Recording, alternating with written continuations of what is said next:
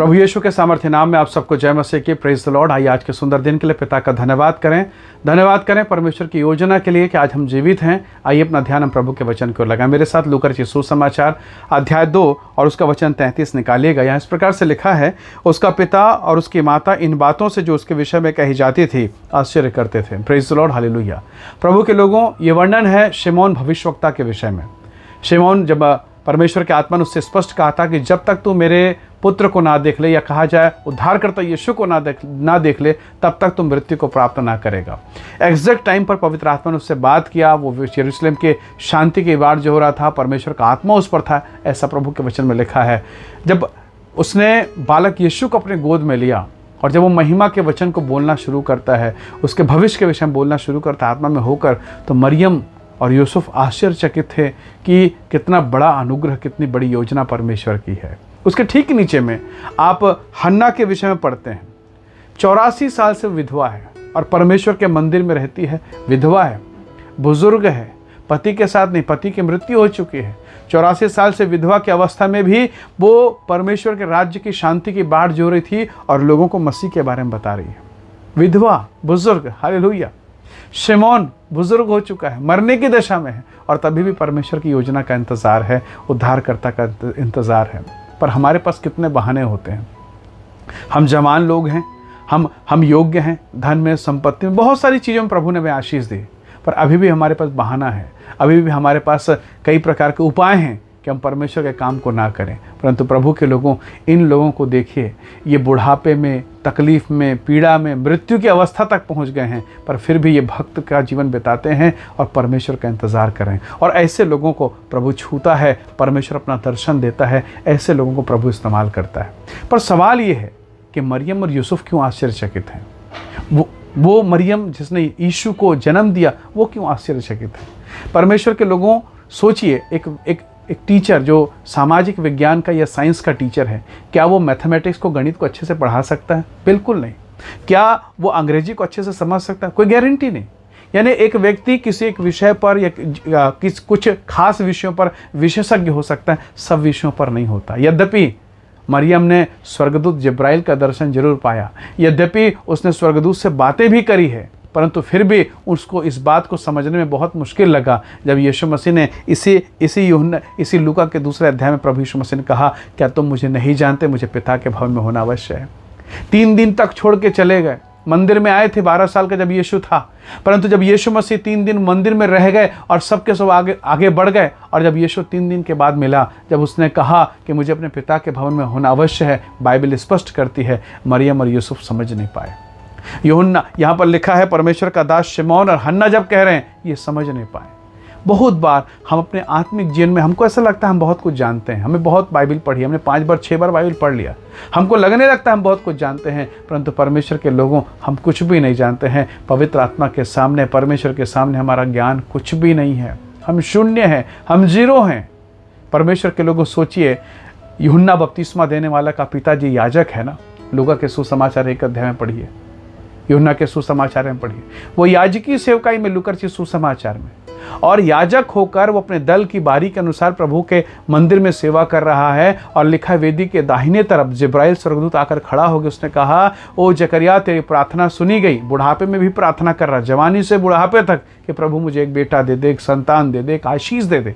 और अब जिब्राइल जब सामने खड़ा है और उससे कह रहा है कि हे जकरिया, तेरी प्रार्थना सुनी गई, और सुन, अब तेरी पत्नी से तेरे लिए एक बेटा उत्पन्न होगा। विश्वास ही नहीं कर पा रहा है। उसने कहा उसका नाम यूहन्ना रखना, विश्वास ही नहीं कर पा रहा है, समझ में नहीं आ रहा। और तब जिब्राइल ने कहा कि मैं जिब्राइल हूँ, तो मेरी बात पर विश्वास नहीं कर। जब तक ये बेटा नहीं होगा तब तक तू मौन रहेगा, गूंगा रहेगा। तो कोई ज़रूरी नहीं आप याजक हैं, आप पास्टर हैं, आप सेवक हैं, आप विश्वासी हैं, आपने 5 बार बाइबल पढ़ लिया, कोई ज़रूरी नहीं कि आप पवित्र आत्मा के सारे प्रकाशन को आप समझ जाएं।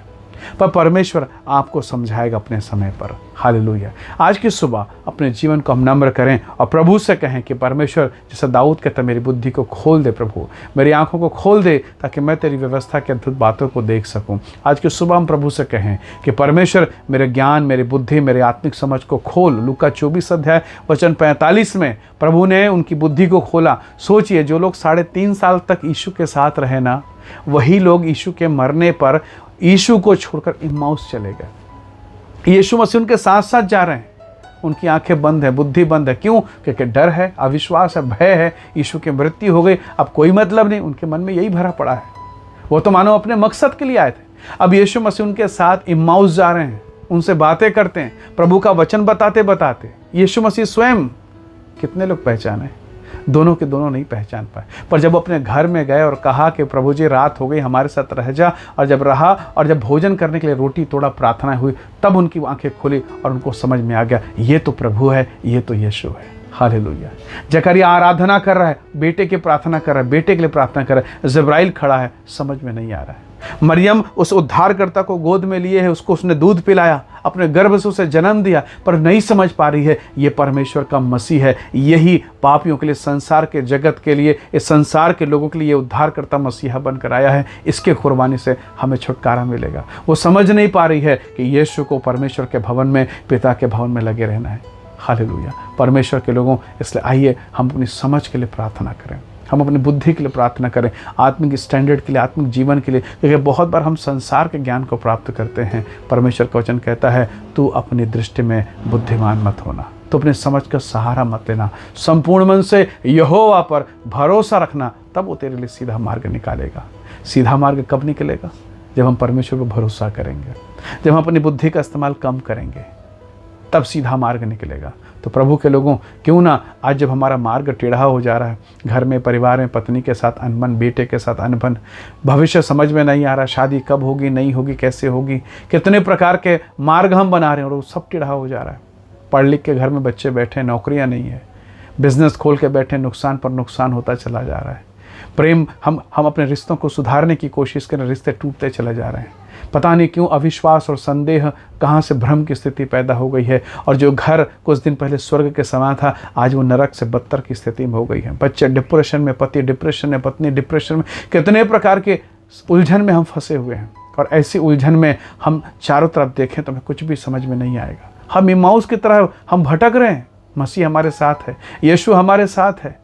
प्रभु से कहिए, परमेश्वर से विनती कीजिए, ताकि वो मेरी और आपकी आंखों को खोले और हमें समझ में आ जाए, हम परमेश्वर के महिमा को समझने लगेंगे। परमेश्वर के लोगों, जब उस वृद्ध ने, बुजुर्ग ने मरने की अवस्था में जो था, उसने जब बालक यीशु को गोद में लिया और कहा, हे स्वामी, मैंने तेरे उद्धार को देख लिया है। मरियम और यूसुफ उसको देख रहे हैं, उनको समझ में नहीं आ रहा। उनको लगने लगा था हम छोटा सा बालक लेकर आए हैं, पर शिमोन ने कहा ये तो बहुतों के गिरने और उठने का कारण है, ये तो उद्धार करता मसीह है। Praise the Lord.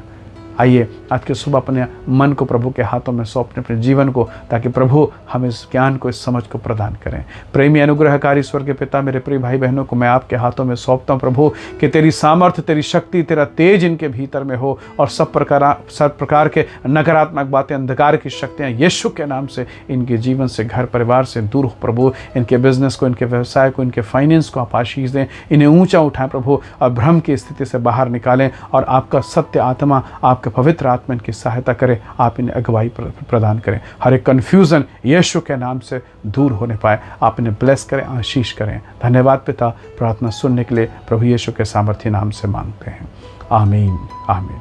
प्रभु आप सबको बहुत ऐसे आशीष दे। बहुत धन्यवाद। जय मसीह की। Praise the Lord.